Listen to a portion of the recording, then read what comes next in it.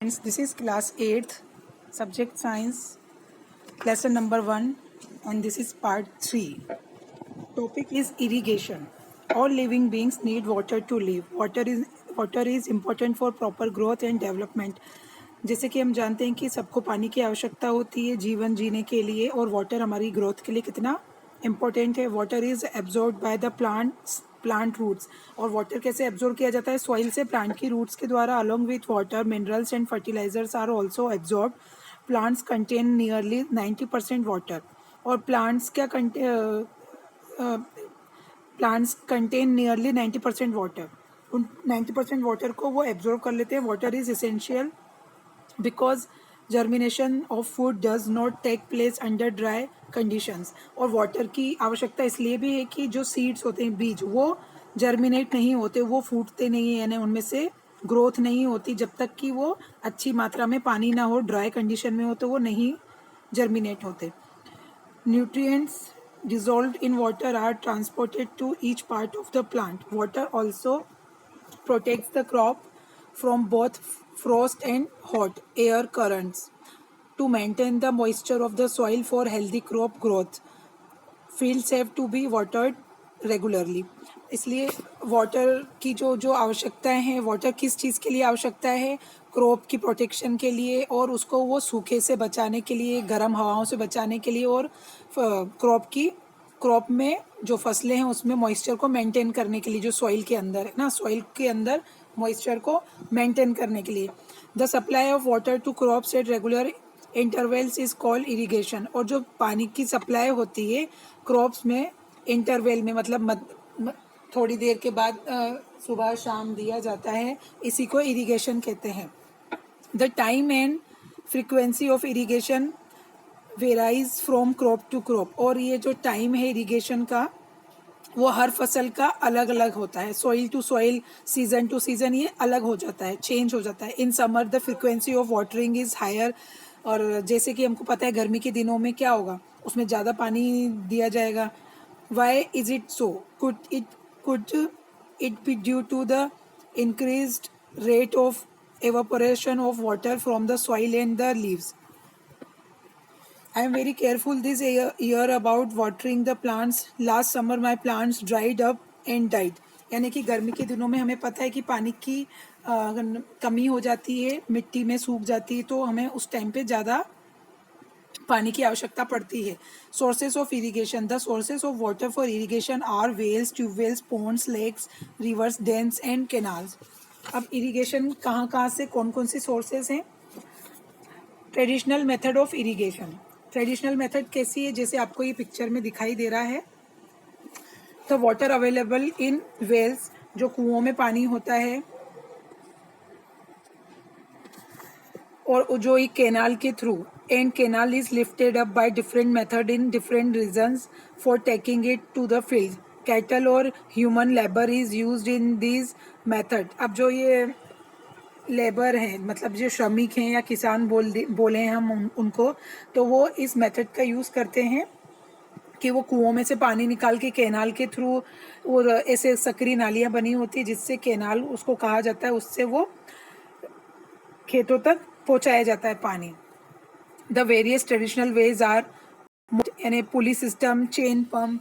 ये मोट यानी देखिए फर्स्ट वाला ए वाला क्या है? मोट, जिसमें से कुएं में से पानी निकाला, और ये खुद ही श्रमिक जो है किसान है वो पानी को ऐसे डाल रहे हैं. और चेन पंप क्या होता है कि पानी को वहाँ से खींचा जा रहा है, और इस तरीके से आप जो डायग्राम भी है उसमें देखें कैसे वो पानी खेतों तक पहुँच रहा है.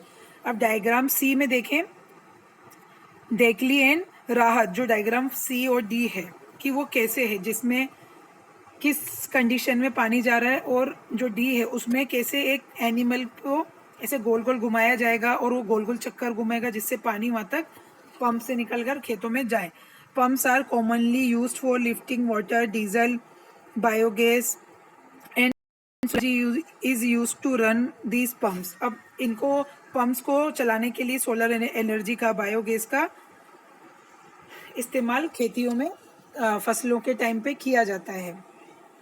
Next, modern method of irrigation. अब मॉडर्न मेथड, आजकल की क्या मेथड है? Modern methods of irrigation help us to use water economically. The main methods used are as follows. Sprinkler system. अब स्प्रिंकल क्या करते हैं, जैसे छिड़कना, पानी को ऐसे छिड़कना.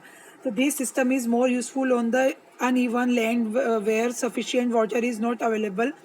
The perpendicular pipes having rotating nozzle on top. अब ऐसे ये पाइप्स इसमें जो आपको डायग्राम में दे रखा है फिगर में 1.5 फिगर में स्प्रिंकलर हो रहा है सिस्टम कि पानी कैसे छिड़काव करते हैं परपेंडिकुलर टाइप वे उस तरीके से ये बिछे हुए रहते हैं और इसमें जो नोजल्स होती हैं ऊपर की कैप वो गोल गोल चारों तरफ रोटेट होती रहती हैं. When water is allowed to flow through the main pipe under pressure, जब पानी चालू हो जाता है तो क्या होता है, with the help of pump it escapes from the rotating nozzle. It gets sprinkled on the crop as if it is raining. जब ये पानी चालू हो जाता है तो ऐसे लगता है कि बारिश हो रही है. Sprinkler is very useful for lawns, coffee plantation and several other crops. Next, drip system. In this system, the water falls drop by drop directly near the roots, so it is called drip system. अब ये जो drip system है ये कैसे होता है, waterfall क्या होता है, ड्रॉप बाय ड्रॉप, बूंद बूंद गिरती है डायरेक्टली नियर द रूट्स, पौधों की जो जड़ें हैं उनमें ड्रॉप ड्रॉप पानी जाता है. It is the best technique for watering fruit plants, garden and trees. Water is not wasted at all. और इसमें पानी की कोई भी क्षति नहीं होती, पानी वेस्ट नहीं होता. It is a boon in region where availability of water is poor. जहाँ पानी की कमी हो वहाँ पे ऐसा सिस्टम ये लोग करते हैं. Protection for weeds. वीड्स अब जो खरपतवार हैं, अब जो अननेसेसरी उसमें गाजर घास या कोई भी उग जाती है तो फिर वो उनको हटाया जाता है. खेती नहीं तो खेती को वो नुकसान पहुंचाते हैं. Bujo and Pelly went to a nearby wheat field and saw that there were some other plants in the field, growing along with wheat plants. Have these other plants been planted purposely? क्या इन plants को उगाया गया है? नहीं. In a field, many other undesirable plants may grow naturally along with the crop. These undesirable plants are called weeds. अब जब मान लीजिए गेहूं की खेती करी गई है तो गेहूं के प्लांट्स के साथ साथ ये वीड्स उगाए हैं. The removal of weeds is called weeding. अब जब हम इन वीड्स को हटाएंगे तो इसे क्या कहते हैं, प्रोसीजर को weeding. Weeding is necessary since weeds compete with the crop plants for water, nutrients, space and light. Thus they affect the growth of the crop. ये क्या करते हैं कि फसल की ग्रोथ को नुकसान पहुंचाते हैं. Some weeds interfere even in a harvesting and may be poisonous for animal and human beings. और कुछ ये तो हार्वेस्टिंग के टाइम भी आ जाते हैं और ये पॉइजनस होते हैं किसके लिए, एनिमल और ह्यूमन बींग्स के लिए. Farmer adopt many ways to remove weeds and control their growth. Tilling before sowing of crops helps in uprooting and killing of woods, which may then dry up and get mixed the soil. The best time for the removal of weeds is before they produce flowers and seeds.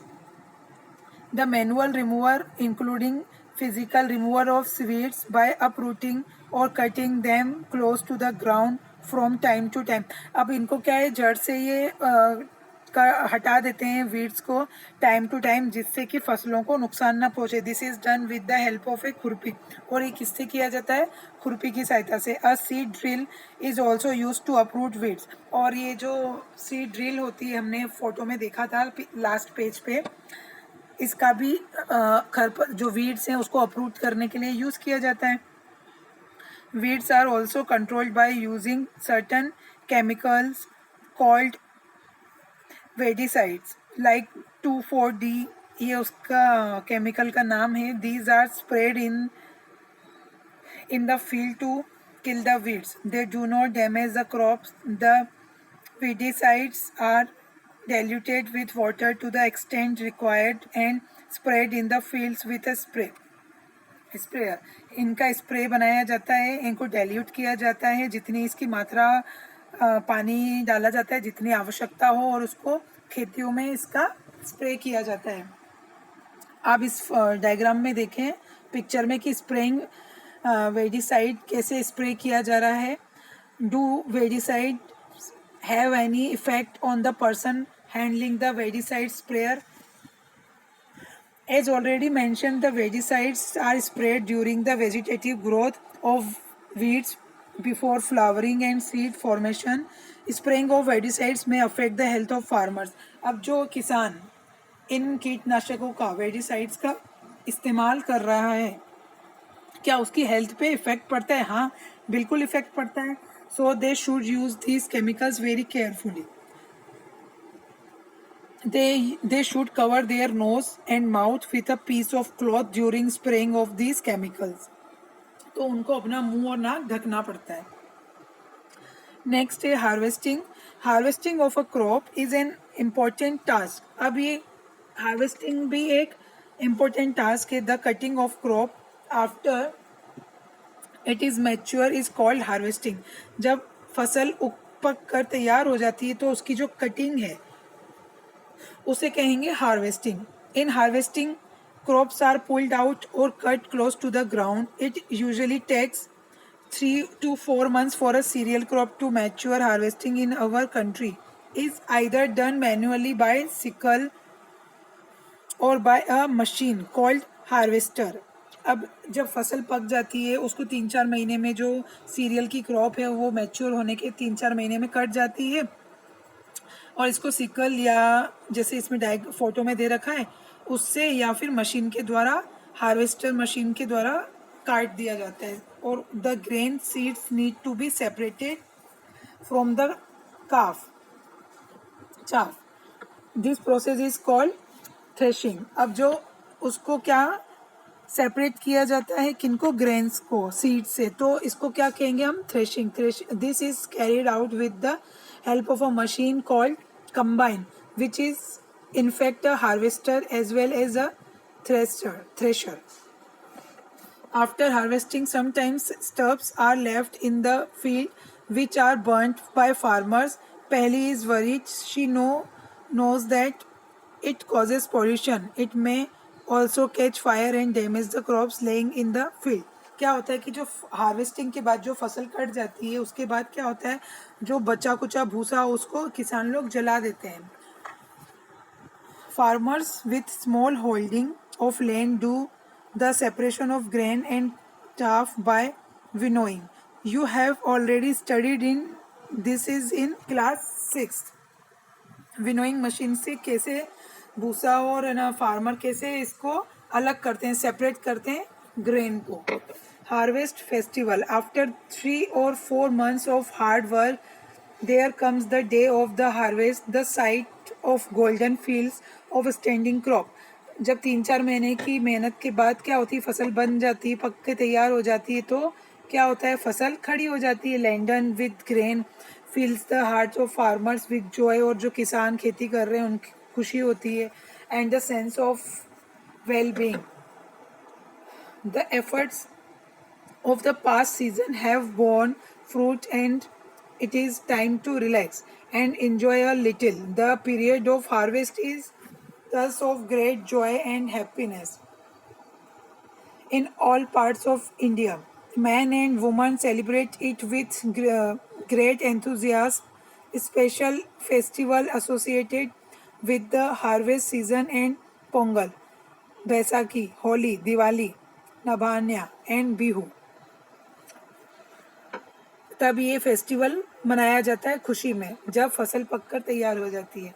Storage